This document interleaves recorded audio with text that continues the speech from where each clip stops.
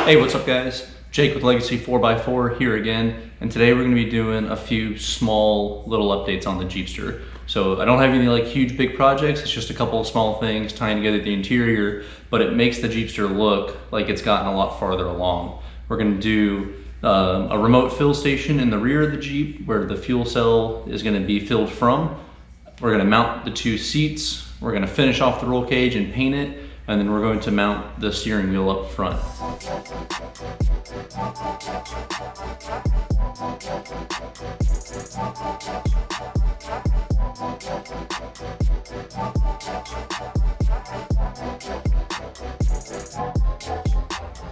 All right, so the remote fill station thing that we're gonna make, essentially I put two bars on the back of my roll cage and I'm gonna mount a piece of flat 14 gauge plate back there. It's gonna have some dimple dyed holes in it, and it's gonna have a hole for the cap for the fuel cell is gonna sit there, and then we'll run a hose from the back of that cap straight down to the fuel cell itself, and that's where it's gonna get filled from.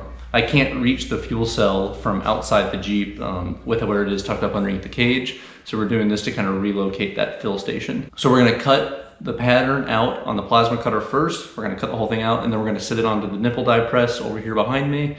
Then we're gonna mock it up on the Jeep, and we're gonna see how it all looks.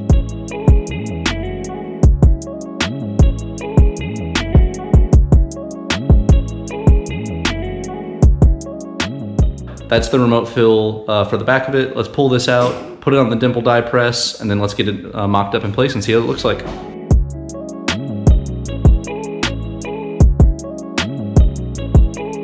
All right, so there is the remote fuel cell relocation panel thing, whatever you want to call it.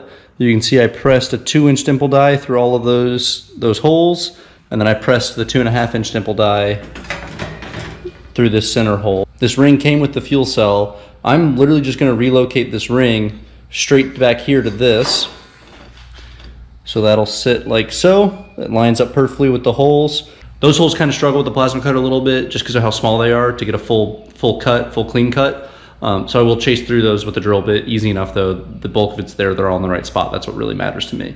All right, next up, we're just going to quickly paint the roll cage. It'll be nice and easy. I'm just using a Krylon flat black. We're just going to do 2 or 3 coats over it with about 3 or 4 cans, and then we'll build the rest of the Jeep around it, and we'll just go back in later and go touch it up. I'm going with this Krylon flat black because I want it to be able to be easily touched up in the event that I inevitably scrape it on a tree, hit a rock with it, or whatever. I want to be able to just respray it real easy to fix any dings or blemishes.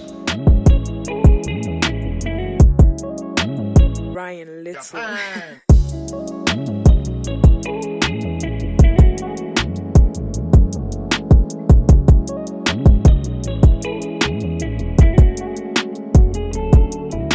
All right, for the seats, I chose to go with a really simple 2x4 section in order to make this work. I did this just because it was easy. I had scrap 2x4 laying around and I can cap it off really nicely. It should work just fine. 2x4 is structural enough that I'm not worried about this. So you can see what that's gonna look like. I am gonna cap these off with some little plastic caps that'll be pulled off in the event that you ever need to access them, but they're finished for now. You can see what the seats look like in there, and then what the whole roll cage looks like all put together. All right, now onto the steering column.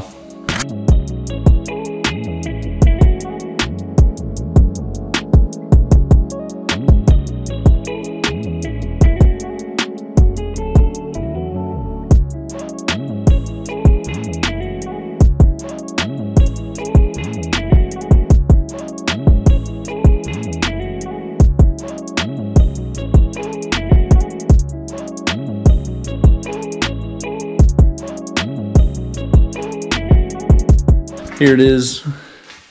This is that Summit Racing generic steering column, nothing fancy to it.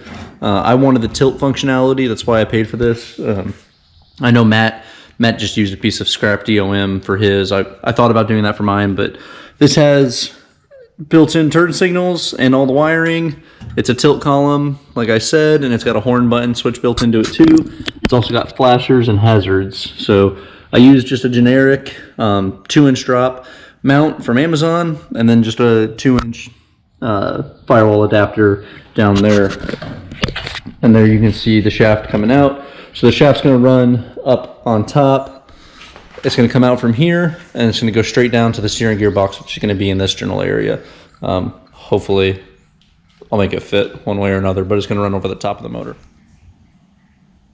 All right, that's it. That's all we have time for today. Like I said, these are just a few easy videos or a few easy projects that we had going on for the Jeep. So we got the steering column mounted, the 2 seats mounted, that little remote fill station mostly finished, and we got the roll cage painted. The next video about the Jeepster is gonna be all the body work. I've actually already done it, but you'll have to wait for that video to come out. I'm still finishing up some small things on it. It should come out in about a week. And then after that, we'll do rear brakes, front brakes, and then things are gonna really start to come together for this Jeep. Right now I'm at the point where I'm just throwing parts at it to get it running again, but it's starting to look like a Jeepster again, and I'm really happy about that. All right, thanks for watching, guys. Make sure to like, share, and subscribe, and check out the Instagram page. Matt and I have been putting more regular updates so you can see what the projects are looking like before we post YouTube videos. All right, thanks for watching, guys. Take care. All right, you get a little bodywork teaser shot, kind of. There's the Jeep starting to come together.